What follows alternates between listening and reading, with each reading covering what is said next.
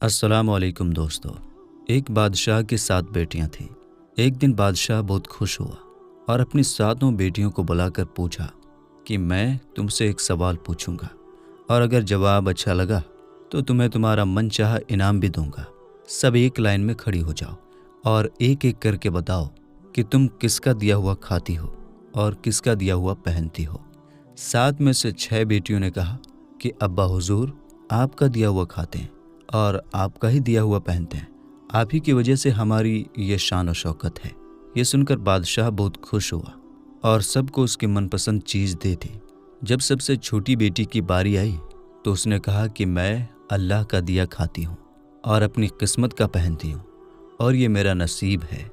बादशाह ये सुनते ही आग बबूला हो गया और कहने लगा कि ऐ कमबख्त, तूने मेरी नाशुक्री की है, तुझे इसकी सज़ा ज़रूर मिलेगी।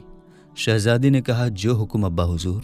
बादशाह ने सिपाहियों को हुक्म दिया कि जाओ और इसे जंगल में छोड़ आओ, मैं भी देखूं कि ये मेरे बगैर कैसे अल्लाह का दिया हुआ खाती है और कैसे अपने नसीब का पहनती है।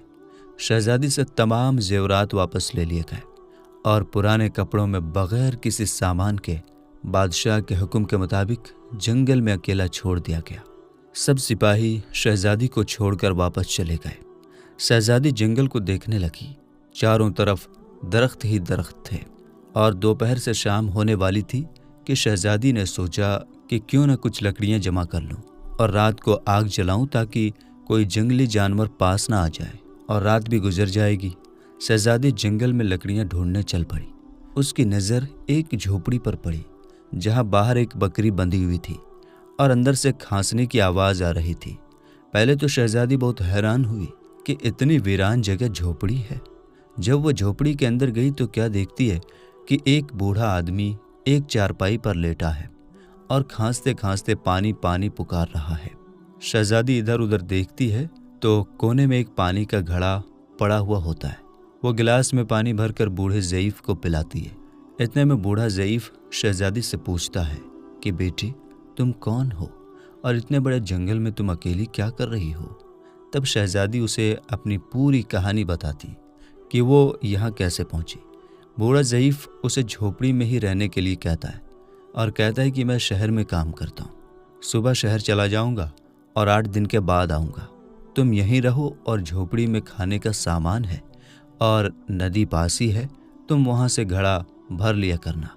सुबह को बूढ़ा आदमी शहर चला गया और शहजादी यहाँ अकेली झोपड़ी में साफ सफाई करके बकरी का दूध निकालती है। आधा अपने लिए रख लेती है और आधा बाहर एक कोने में बर्तन में डालकर रख लेती है कि रात को कोई जानवर भूखा या प्यासा होगा तो पी लेगा, और खुद अंदर आकर सो जाती है। सुबह सवेरे जब शहजादी उठती है तो क्या देखती है कि दूध का बर्तन खाली है और पास एक लाल हीरे जैसी कोई चीज़ पड़ी है जो देखने में बहुत ही कीमती मालूम होती है और पास ही सांप के निशान भी नजर आते हैं।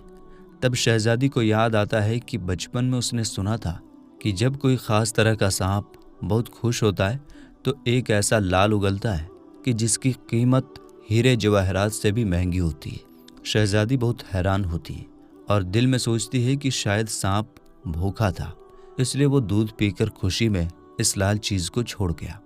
फिर वो लाल चीज़ को उठाकर अपने पास रख लेती है और फिर अगली रात शहजादी बर्तन में दूध रख देती है और अगली सुबह जब देखती है तो फिर एक लाल होता है। ऐसे ही करते करते 7 दिन गुजर जाते हैं और शहजादी के पास 7 लाल जमा हो जाते हैं और उस दिन बूढ़ा आदमी भी आ जाता है।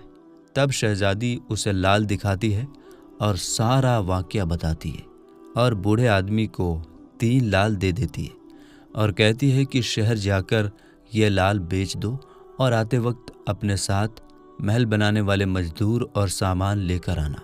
बाकी 4 लाल शहजादी अपने गले में माला के तौर पर पहन लेती है और कुछ ही महीनों में जंगल में एक आलीशान महल तैयार हो जाता है जिसमें बूढ़ा आदमी और शहजादी रहने लगते हैं। ऐसा खूबसूरत महल जिसमें हर आराम की चीज़, नौकर चाकर, दुनिया की तमाम नेमतें मौजूद होती हैं।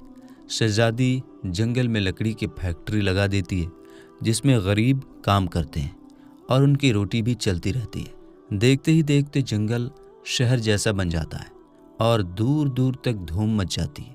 کہ شہزادی بہت ہی رحم دل ہے۔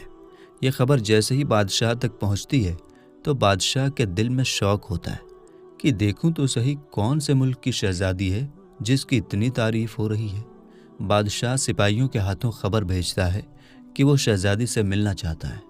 جب شہزادی کے سپاہی شہزادی کو بتاتے ہیں تو شہزادی یہ حکم دیتی ہے کہ بادشاہ سلامت ایک ہی شرط پر ہم سے مل سکتے ہیں کہ وہ اپنی تمام بیٹیوں کے ساتھ آئیں۔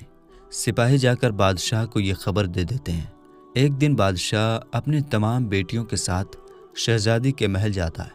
شہزادی ان سب سے اپنے چہرے پر نقاب پہن کر ملتی ہے اور ان کے لیے 7 رنگ کے کھانے پیش کرتی ہے اور ہر کھانے کے ساتھ اسی رنگ کا جوڑا زیورات پہن کر آتی ہے۔ محل کی شان و شوکت، خوبصورتی اور شہزادی کا انداز بادشاہ اور باقی تمام شہزادیوں کو بہت حیران کرتا ہے۔ آخر میں بادشاہ شہزادی سے کہہ ہی دیتا ہے کہ تم میری بیٹی کی جگہ پر ہو اور میں بھی تمہارے کہنے پر اپنی تمام بیٹیوں کے ساتھ آیا ہوں، پھر ہم سے یہ پردہ کس لیے؟ بہت ریکویسٹ کرنے پر شہزادی کہتی ہے کہ ٹھیک ہے، میں تیار ہو کر آتی ہوں۔ سب شہزادی آپس میں کانا پھوسی کرنے لگتی ہیں کہ اتنی تو تیار ہے، اتنے مہنگے زیورات پہنے ہوئے ہیں، اب اور کتنا تیار ہو کر آئے گی۔ اتنے میں کیا دیکھتے ہیں کہ دور سے ایک پرانے کپڑوں میں کوئی آ رہا ہے اور غور کرنے پر بادشاہ کو یاد آتا ہے کہ یہ تو ابھی تک زندہ ہے۔ میں تو سوچتا تھا کہ اسے جنگل کے جانور کھا گئے، اور جب میں نے اپنے سپاہیوں کو اس کی خبر لینے بھیجا تھا تب انہوں نے ہی بتایا تھا کہ وہاں شہزادی کا کوئی نام و نشان نہیں ہے، تو یہ کیسے ممکن ہے؟ بادشاہ خوشی سے جھوم اٹھتا ہے اور کہتا ہے کہ شہزادی کو بلاؤ، میں تمہیں شہزادی سے آزاد کروا کے لے جاؤں گا، چاہے وہ تمہاری قیمت میں میری ساری بادشاہت مانگ لے۔ یہ سنتے ہی شہزادی بولتی ہے، نہیں ابا حضور، میں ہی وہ شہزادی ہوں۔ میں کہتی تھی نا کہ میں اللہ کا دیا کھاتی ہوں اور اپنے نصیب کا پہنتی ہوں، بس اسی اللہ نے مجھے کہاں سے کہاں پہنچا دیا کہ آج میں آپ سے بھی زیادہ امیر ہوں۔ پھر شہزادی اپنا تمام حال بتاتی ہے کہ وہ یہاں تک کیسے پہنچی اور دکھاتی ہے اپنے گلے کی مالا جس میں ابھی بھی 4 لال موجود ہوتے ہیں۔ یہ بات سنتے ہی باقی تمام شہزادیاں اس کی قسمت پر ناز کرنے لگتی ہیں اور سوچتی ہیں کہ کاش ہم نے بھی تب یہی کہا ہوتا کہ اللہ کا دیا ہوا کھاتی ہیں اور اپنے نصیب کا پہنتی ہیں۔ ایک شہر میں 2 میاں بیوی رہتے تھے۔ وہ بہت ہی محتاج اور غریب تھے، لیکن بہت ہی دیندار اور صبر و شکر کرنے والے تھے۔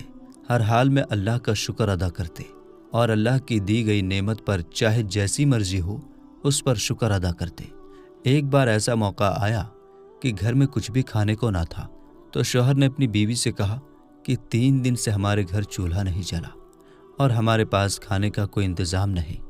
ایسا نہ ہو کہ ہمارے پڑوسیوں کو ہمارا یہ حال جان کر افسوس ہو اور ہم ان کی نظروں میں حقیر اور کمزور معلوم ہوں، لہٰذا تم تندور میں آگ جلائے رکھو تاکہ پڑوسیوں کو ہمارے حالات کا پتہ نہ چلے۔ یہ سن کر اس شخص کی نیک سیرت بیوی نے ایسا ہی کیا۔ اس نے تندور میں آگ جلا دی اور واپس آ کر اپنے شوہر کے پاس بیٹھ گئی۔ تندور سے دھواں اٹھتا دیکھ کر پڑوسن آگ لینے آ گئی اور کیا دیکھتی ہے کہ سارا تندور روٹیوں سے بھرا ہوا ہے۔ یہ دیکھ کر اس نے اس نیک سیرت بیوی کو آواز دی کہ اللہ کی بندی، تم تندور میں روٹیاں لگا کر ایسی بے خبر ہو گئی ہو کہ خبر تک نہ لی۔ یہ سن کر اس عورت نے گھر جا کر تندور دیکھا تو واقعی میں خدا کی قدرت کا عجیب کرشمہ نظر آیا کہ تندور میں روٹیاں بھری ہوئی ہیں۔ اس نے اس میں سے روٹیاں نکال کر شوہر کے سامنے لا کر رکھا اور وہ خود حیرت میں ڈوبی ہوئی تھی کہ یہ کیا ماجرا ہو گیا۔ یہ دیکھ کر اس عورت کے شوہر نے کہا، اس میں حیرت اور تعجب کی کیا بات ہے؟ اللہ کی ذات تو اس سے زیادہ ہزاروں قدرت رکھتی ہے۔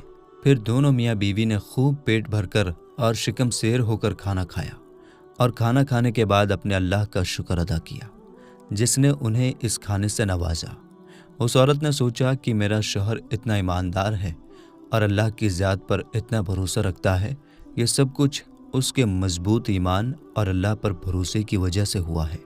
اس نے اپنے شوہر سے کہا کہ اللہ تعالیٰ سے دعا کیجیے کہ ہمیں کوئی ایسی چیز عطا فرما دے کہ جس سے دنیا کی روز روز کی فکر دور ہو جائے اور ہم دن رات اللہ کی عبادت میں لگے رہیں۔ شوہر نے اپنی بیوی سے کہا کہ وہ ہمارا ہر حال جانتا ہے اور جو اللہ تعالیٰ کے نزدیک بہتر ہوتا ہے وہ وہی کرتا ہے۔ لیکن بیوی کے بہت ضد کرنے پر اس شخص نے ایک دن رات کے آخری لمحے میں دعا کی کہ اے اللہ، تو ہمارا حال بہت خوب جانتا ہے، مجھے میری بیوی نے مجبور کر دیا، تو چاہے تو اس کی خواہش پوری کر دے۔ جب وہ شخص دعا کر رہا تھا تو اس کی ایک تختی سے ایک ہاتھ باہر نکلا جس میں ایک ایسا روشن موتی تھا جس سے پورا گھر روشن ہو گیا۔ پھر وہ موتی رکھ کر غائب ہو گیا۔ یہ دیکھ کر شوہر نے بیوی کو جگانا چاہا کہ اللہ کی بندی جلدی اٹھو، اللہ تعالیٰ نے ہمارے دل کی مراد پوری کر دی ہے۔ یہ سن کر بیوی اٹھی اور اپنے شوہر سے کہا کہ تم نے مجھے کیوں اٹھایا؟